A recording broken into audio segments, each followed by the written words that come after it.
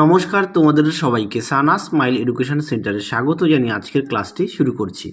আজকে তোমাদের সঙ্গে আলোচনা করব তোমরা যারা সপ্তম শ্রেণীর প্রথম পর্যায়ক্রমিক মূল্যায়ন পরীক্ষা দেবে তোমাদের জন্য রায় ও মার্টিন প্রশ্ন বিচিত্রা থেকে আজকে সমাধান করব সপ্তম শ্রেণীর ইতিহাস বিষয়ে মডেল নাম্বার 1 অর্থাৎ 1 নম্বর স্কুলের যে সমস্ত ছোট ও বড় প্রশ্নগুলি আছে তার সমস্ত প্রশ্নের উত্তরের সমাধান করে দেখাবো। চলো দেরি না করে মূল বিষয়ে যাওয়া যাক। দেখো, প্রথমে বলি তোমাদের, দেখো প্রথম পর্যায়ক্রমিক মূল্যায়ন তোমাদের এবার 15 পরিবর্তে 30 হবে, একটু দেখে নাও। এবার দেখো, ইতিহাসে তোমাদের প্রথম পর্যায়ক্রমিক মূল্যায়নে দ্বিতীয় ও তৃতীয় অধ্যায় থেকে প্রশ্ন আসবে। কোন কোন অধ্যায় থেকে কত নম্বরে থাকবে তোমরা একটু দেখে নিও নাম্বার বিভাজনটা। চলো এবার আমরা মূল বিষয়ে যাই। দেখো কি আছে, সঠিক উত্তরটি অর্থাৎ ঠিক উত্তরটি বেছে নিয়ে লেখো।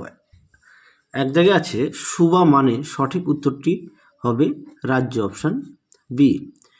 দুই দেখো, শশাঙ্ক ছিলেন, উত্তরটি হবে শিবের উপাসক, অপশান ডি। তিনি আছে সেন বংশের শাসক ছিলেন, উত্তরটা হবে বল্লাল সেন, অপশান সি। চারে দেখো, হজরত মোহাম্মদ জন্মগ্রহণ করেন 570 খ্রিস্টাব্দে, অপশান বি। পাঁচে আছে বিটপাল ছিলেন একজন প্রসিদ্ধ শিল্পী, অপশান ডি। ছয় আছে সন্ধ্যাকর নন্দী লিখেছেন, উত্তরটা হবে রামচরিত কাব্য, অপশান সি। আশা করি তোমরা দেখে নিয়েছো। পরবর্তী দেখো, শূন্যস্থান পূরণ। একে আছে বঙ্গাল অঞ্চল বলতে বঙ্গের দক্ষিণ সীমানাবর্তী বঙ্গোপসাগরের উপকূলকে চিহ্নিত করা হতো। দুয়ে দেখো, ইসলামের পবিত্র ধর্মগ্রন্থ হলো কোরআন। পরবর্তী দেখো, দুই দাগের কবি ধৈ লিখেছিলেন পবনদূত কাব্য। চারে আছে সহজিয়া বলা হয় সহজানকে। পরবর্তী প্রশ্ন দেখো, পরবর্তী প্রশ্ন আছে তিনের নিচের প্রশ্নগুলি উত্তর লেখো যে কোনো দুটি। প্রশ্ন মান হচ্ছে 2। প্রথমে আছে পুণ্ডবর্ধন কি। এই প্রশ্নের উত্তরটি তোমাদের পাঠ্য বই থেকে দেখাই।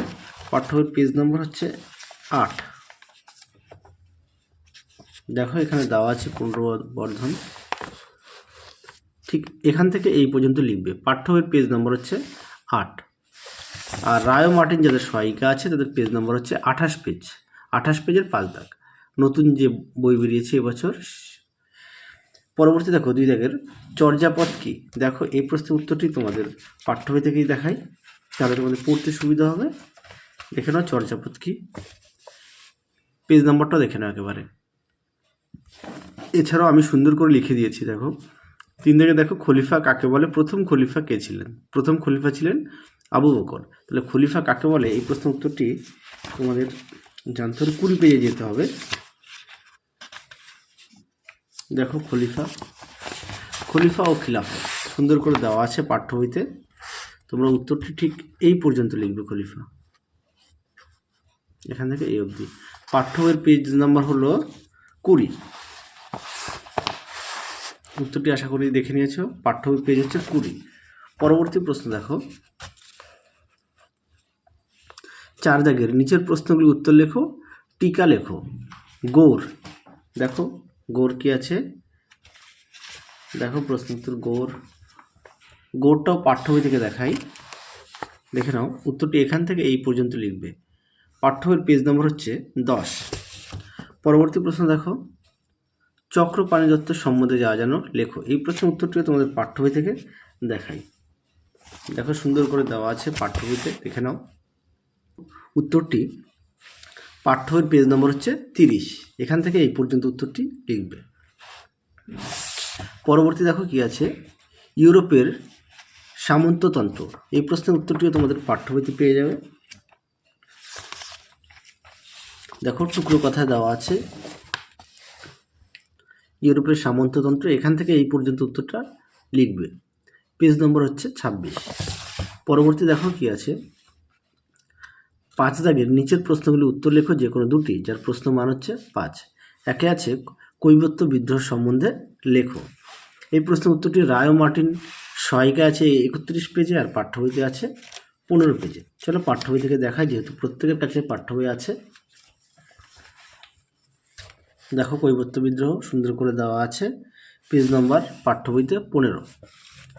2 জায়গায় দেখো, দক্ষিণ ভারতের চোল শক্তির স্বরূপ ব্যাখ্যা করো। দেখো প্রশ্ন উত্তরটি তোমরা এখান থেকে এই পর্যন্ত লিখবে, দেখে নাও। যাদের বই আছে অবশ্যই বই থেকে পড়বে, যাদের বই নেই তোমরা একটু খাতায় লিখে নিয়ে পড়বে। আর তোমাদের কাছে একটি প্রশ্ন রাখলাম, অবশ্যই কমেন্ট বক্সে উত্তরটি দেবে। প্রশ্নটি হলো কৈবর্ত বিদ্রোহের একজন নেতার নাম বলো। প্রশ্নটি হলো আরেকবার বলি, কৈবর্ত বিদ্রোহের একজন নেতার নাম বলো। অবশ্যই কমেন্ট বক্সে উত্তরটি জানাবে। পরবর্তী দেখো, নালন্দা মহাবিহার পরিচয় দাও। এটাও পাঠ্য বইতে সুন্দর করে দেওয়া আছে, পেজ নম্বর 32। দেখে নাও, এখান থেকে এই পর্যন্ত লিখবে, পেজ নম্বর 32 পাঠ্য বইতে। তাহলে 1 নম্বর সেটে যে সমস্ত প্রশ্নগুলো ছিল সমস্ত প্রশ্নের আমরা উত্তর দেখিয়ে দিলাম। তোমরা অবশ্যই বাড়িতে ভালো করে পড়বে। তাহলে আজকের মতো এখানেই সমাপ্ত করছি। আবার দেখা হবে খুব শীঘ্রই তোমাদের পরবর্তী ভিডিওতে। তোমরা সবাই সুস্থ থেকো, ভালো থেকো। আজকের মতো টাটা।